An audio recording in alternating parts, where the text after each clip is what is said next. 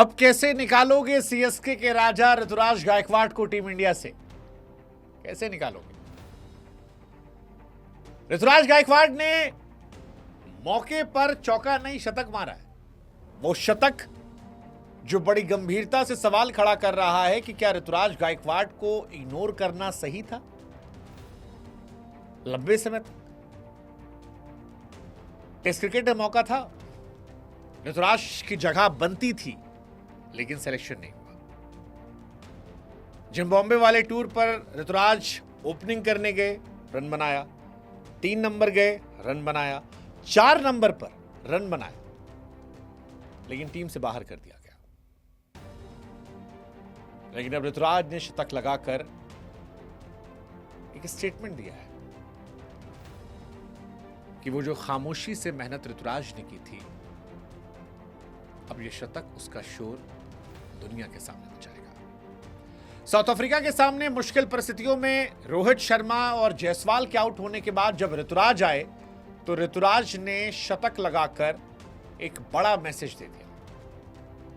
बड़ा मैसेज दिया कि वो अब जगह डिजर्व करते हैं और अब उनको आप बेवजह बाहर नहीं बैठा सकते अपने खिलाड़ियों को खिलाने के लिए। ऋतुराज गायकवाड़ हमेशा से टेक्निकली साउंड प्लेयर थे। खबर यह भी रही है इस बीच में कि ऋतुराज को अब टेस्ट टीम में भी जगह दी जाएगी। कायदे से देखा जाए तो ऋतुराज ऑल फॉर्मेट प्लेयर होने चाहिए थे, लेकिन अभिषेक शर्मा की मौजूदगी ने T20 के डायनेमिक्स काफी चेंज कर दिए। ही डिजर्व्स, उनका स्ट्राइक रेट बाकी सबसे बहुत बेहतर है, तो वो अलग कहानी हो गई। लेकिन वनडे और टेस्ट में ऋतुराज की जगह बनती है। अब आप कैसे खिलाते हो, कहां खिलाते हो, ये इसके लिए सरदर्द आपको करना पड़ेगा, सोचना पड़ेगा।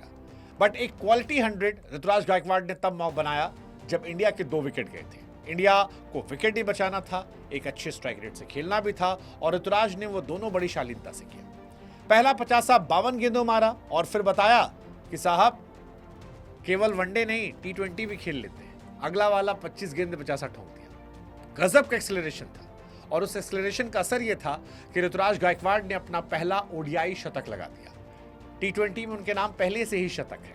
टेस्ट क्रिकेट में मौका मिलेगा तो वहां भी शतक आ जाएगा। कुल मिलाकर कहें तो ऋतुराज गायकवाड़ की ये पारी जो थी, ये बताती है कि इंडियन क्रिकेट का फ्यूचर जो असमंजस में लग रहा था, वो काफी हद तक सेफ है।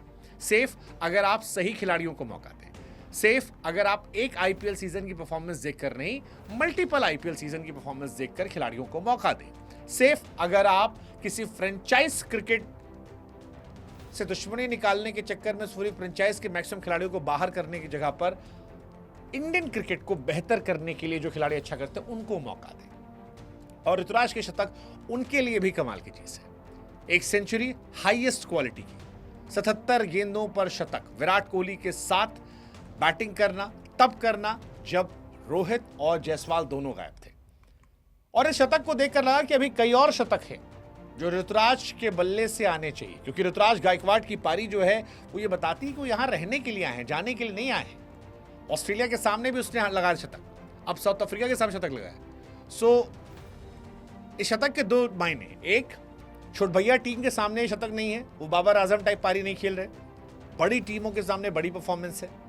दूसरा, इस पारी में जो सेकेंड 50 था 25 गेंदों पर, उससे यह भी मैसेज है कि भाई साहब आप मुझे भी ट्राई कर सकते हैं। 4 नंबर पर मैं ओपनर हूं, लेकिन 4 पर भी खेल सकता हूं। T20 का ऑडिशन उन्होंने भी दिया है। उन्होंने बताया कि उन्हें क्यों हाईली रेट किया जाता है क्रिकेट में, क्यों कई बड़े सूरमा उनको पसंद करते हैं। साउथ अफ्रीका के सामने लिस्टे में भी वो परफॉर्मेंस करके आए थे, शतक लगा के आए थे। 17 लिस्टे शतक हैं ऋतुराज गायकवाड़ की 87 इनिंग में, केवल 87 इनिंग में।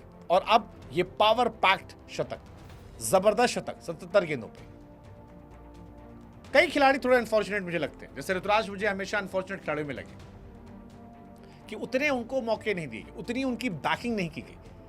वो कहीं भी नीचे नहीं खेलते, हर जगह ऊपर खेलते, उसके बावजूद 4 नंबर पर आए।